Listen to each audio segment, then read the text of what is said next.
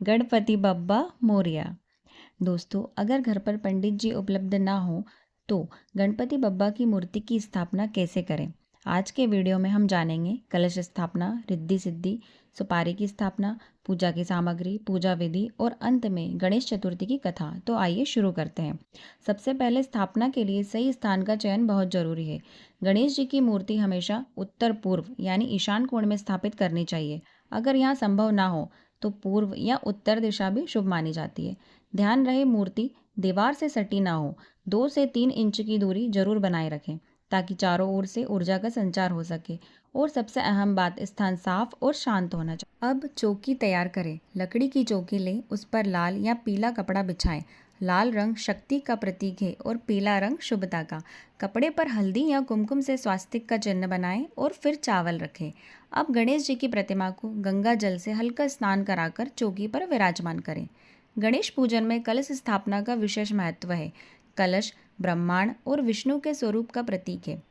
एक तांबे, पीतल या मिट्टी का कलश लें, उसमें शुद्ध जल भरें, गंगा जल मिलाएं, फिर उसमें एक सुपारी, सिक्का और चावल डालें। कलश के मुंह पर आम के 5 पत्ते सजाएं और ऊपर एक नारियल रखकर उसे लाल कपड़े में बांधें। अब यह कलश गणेश जी की मूर्ति के दाहिनी ओर रखें और कलश का मुख पूर्व या उत्तर दिशा की ओर होना चाहिए। गणेश जी के साथ रिद्धि और सिद्धि की स्थापना भी बहुत जरूरी है। इसके लिए 2 सुपारी लें, उन्हें हल्दी और कुमकुम में सजाकर एक छोटी थाली या पात्र में गणेश जी की मूर्ति के पास रखें। पहली सुपारी रिद्धि का प्रतीक है जो सुख और समृद्धि देती है। दूसरी सुपारी सिद्धि का प्रतीक है जो सफलता और उपलब्धियां प्रदान करती है। अब हाथ जोड़कर प्रार्थना करें। हे माँ रिद्धि, माँ सिद्धि, गणेश जी के साथ आप हमारे घर पधारे और हमें सुख, वैभव और सिद्धि का आशीर्वाद दें। अब अपने दाएं हाथ में जल, फूल और चावल लेकर संकल्प करें। मैं अपना नाम बोले, श्रद्धा और भक्ति से गणपति बाबा की स्थापना एवं पूजन कर रहा हूँ या कर रही हूँ। हे गणेश जी, कृपया मेरी पूजा स्वीकार करें और मेरे परिवार को सुख समृद्धि का आशीर्वाद। आइए जानते हैं पूजन सामग्री। पूजा के लिए आपके पास क्या क्या होना चाहिए। गंगा जल, अक्षत, हल्दी, कुमकुम, चंदन, फूल, दूर्वा, घास, धूप, दीपक, कपूर, सुपारी, पान, इलायची, दक्षिणा और नैवेद्य यानी मोदक, लड्डू, फल और मिठाई। पूजन विधि। अब पूजा की शुरुआत करते हैं। सबसे पहले गणेश जी को जल से स्नान कराएं, फिर उन्हें वस्त्र अर्पित करें। अब चंदन, कुमकुम और चावल अर्पित करें। फूल और दूर्वा चढ़ाएं। अब धूप और दीपक दिखाएं, फिर मोदक और लड्डू नैवेद्य के रूप में अर्पित करें। अंत में दक्षिणा और सुपारी चढ़ाएं। पूजा के दौरान गणेश जी के बीच मंत्र का जाप 11 या 21 बार करें। अब परिवार के सभी सदस्य मिलकर गणेश जी की आरती करें। दीपक और कपूर जलाकर जय गणेश देवा वाली आरती गाएं और गणेश जी को प्रणाम करें। आरती के बाद प्रसाद बांटें। गणेश जी की पूजा का सबसे बड़ा महत्व है। गणेश जी देते हैं बुद्धि और विवेक, रिद्धि जी देती हैं सुख और समृद्धि, सिद्धि देती है सफलता और सिद्धियाँ। इसलिए गणेश चतुर्थी पर विधि पूर्वक की गई पूजा से घर में सुख, शांति और वैभव का वास होता है। अब चलिए सुनते हैं गणेश चतुर्थी की कथा। एक समय की बात है, माता पार्वती स्नान के लिए जा रही थीं। स्नान करते समय उन्होंने अपने शरीर के उपटन से एक सुंदर बालक की रचना की। उस बालक में प्राण फूंककर उन्होंने उसे अपना पुत्र माना। पार्वती जी ने उस बालक को द्वार पर खड़ा किया और कहा, बेटा, जब तक मैं स्नान कर रही हूँ तब तक किसी भी हाल में किसी को भी अंदर मत आने देना। इतने में वहाँ भगवान शिव आए।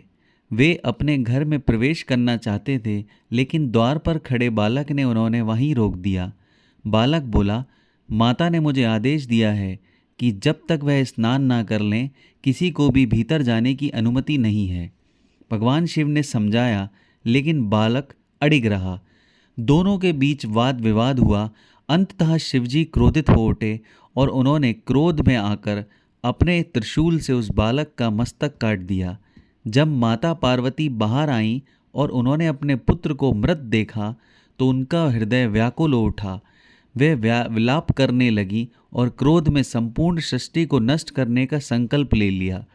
इससे सभी देवी देवता भयभीत हो गए। तभी देवताओं ने भगवान शिव से निवेदन किया कि संकट का निवारण किया जाए।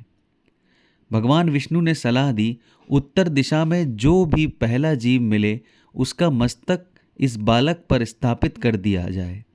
देवता उत्तर दिशा की ओर गए और वहां उन्होंने सबसे पहले एक हाथी देखा। उन्होंने उसका सिर लाकर उस बालक के शरीर पर लगा दिया। तभी चमत्कार हुआ और बालक पुनः जीवित हो उठा। भगवान शिव ने उसे आशीर्वाद दिया और कहा, आज से यह मेरा पुत्र है और इसका नाम गणेश होगा। इसे देवताओं में प्रथम पूज्य माना जाएगा। कोई भी शुभ कार्य तब तक पूर्ण नहीं होगा जब तक कि गणेश जी को पूजा ना जाए। यह सुनकर माता पार्वती प्रसन्न हो गईं और देवताओं ने मिलकर गणेश जी की स्तुति की। इसी कारण गणेश जी को विघ्नहर्ता और सिद्धिदाता कहा जाता है। और गणेश चतुर्थी के दिन अगर आपको वीडियो पसंद आया हो तो इसे लाइक कीजिए और ऐसी ही और कथा सुनने के लिए हमारे चैनल को सब्सक्राइब कीजिए।